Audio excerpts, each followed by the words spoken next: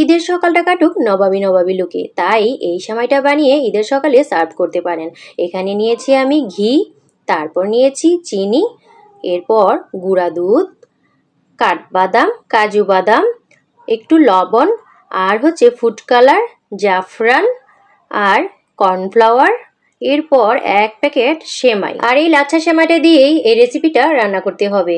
তো এখন আমি একটা প্যানে সামান্য একটু ঘি দিয়ে দিব, কারণ এই সেমাইতে এমনিতেই প্রচুর ঘি থাকে, তাই অল্পই দিব। একটা দারচিনি আর দিয়ে দিব একটা এলাচ। এরপর একটু নাড়াচাড়া করে আমি দিয়ে দিব সেমাইটা কিছুক্ষণ দেওয়ার পর আমি ভালো করে একে নাড়াচাড়া করে ভাজা ভাজা করব। বেশি ভাজা ভাজা পোড়া পোড়া যেন না হয়, তাই অল্প অল্প আছে এটা ভাজতে হবে। এরপর সামান্য 1 চিমটি লবণ দিব আর দিয়ে দিব একটু ফুড কালার, দিয়ে আমি এই ফুড কালারটা ভালো করে এটার সাথে মিশিয়ে নিব। এরপর আমি দিয়ে দিব এর সাথে চিনির পরিমাণটা যে যেমন মিষ্টি খায় সেরকমই দিবেন, অল্প দিলেই ভালো হয় এটা। তো এখন আমি এটা আবার নাড়াচাড়া করব। এটা কিন্তু খেয়াল রাখবেন সামান্য অল্প আছে এটা নাড়াচাড়া করতে হবে। চিনিটা যখন গলে আসবে এর সাথে আমি দিয়ে দিব গুঁড়া দুধ। এটা অবশ্যই খেয়াল রাখবেন চিনিটা গলে আসার পরে কিন্তু গুঁড়া দুধটা দিতে হবে। তারপর নাড়াচাড়া করে আমি এটা এখন নামিয়ে নিব। তো আমার কিন্তু এটা হয়ে গিয়েছে। আর আমি এখানে 3টা বাটি নিয়েছি, আপনারা চাইলে বড় একটা বাটিতেই কিন্তু এটা সার্ভ করতে পারেন। আমি এখানে 1 বাটিতে একজন খাবে, তাই আমি এটা সার্ভ করব।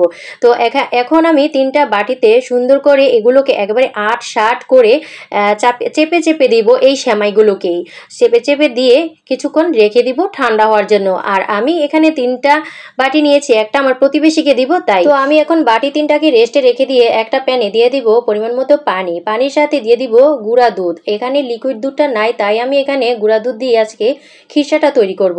তো এখানে আমি গুঁড়া দুধের সাথে চিনি দিয়েছি পরিমাণ মতো। চিনি দিয়ে একটা বাটিতে একটু পানি নিয়ে তার সাথে কিন্তু আমি কর্নফ্লাওয়ার দিয়ে দিয়েছি। আর এই কর্নফ্লাওয়ারটা কিন্তু কখনোই দুধের সাথে ছেড়ে দিবেন না। একটা বাটিতে ঠান্ডা পানিতে প্রথম এটা মিক্স করে নেবেন, তারপর এটা দুধের সাথে ছেড়ে দিবেন। এরপর এভাবে অনবরত নাড়তে থাকবেন। নাড়তে নাড়তে দেখবেন ঘনত্বটা এরকম হয়ে যাবে। বেশি ঘন করা যাবে না, তাহলে কিন্তু এটা একেবারে শক্ত হয়ে যাবে। আর আমার মিশ্রণটা দেখতেই পাচ্ছেন কীরকম হয়েছে, এরকমই হবে মিশ্রণটা, তাহলে কিন্তু খেতে অসম্ভব মজা হয়। এটা কিন্তু কিছুক্ষণ পরেই জমে যাবে, যেহেতু এটার সাথে কর্নফ্লাওয়ার দিয়েছি তাই। আর আমি এটা এখন ফ্রিজে রেখে দিব। এরপর একটা প্যানে একটু সামান্য ঘি দিয়ে দিব কিশমিশ, কাজু বাদাম, পেস্তা বাদামগুলো কুচা করে কেটে এগুলোকে আমি ভেজে নিব। আর এটা ভেজে নেওয়ার কারণে এটা কিন্তু ফ্লেভারটা অনেক ভালো আসে, তো এটা কিন্তু অবশ্যই করে নেবেন।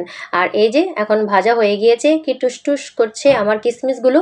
তো এখন কিন্তু এই যে বাটিতে আমি এটা রেখেছিলাম মিশ্রণটা, এটা কিন্তু সেট হয়ে গিয়েছে। আর বাকি যে সেমাইগুলো ছিল সেগুলো আমি এখন এই মিশ্রণের উপরে দিয়ে দিব। আমি মাঝে দিয়েছি খিরসা, আর 2 পাশে কিন্তু এই সেমাইটা দিয়ে দিতে হবে। আর এই সেমাইয়ের উপরেই কিন্তু আমি কাজু বাদাম, পেস্তা বাদামগুলো আমি সুন্দর করে ছড়িয়ে দিব। বাদাম যত বেশি হয় এই সেমাইটা খেতে তত বেশি সুস্বাদু হয়।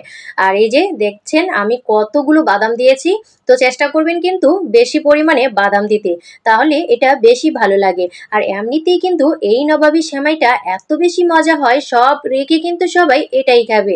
তো আমার এই ভিডিওটা আপনাদের কাছে কেমন লাগলো গাইস?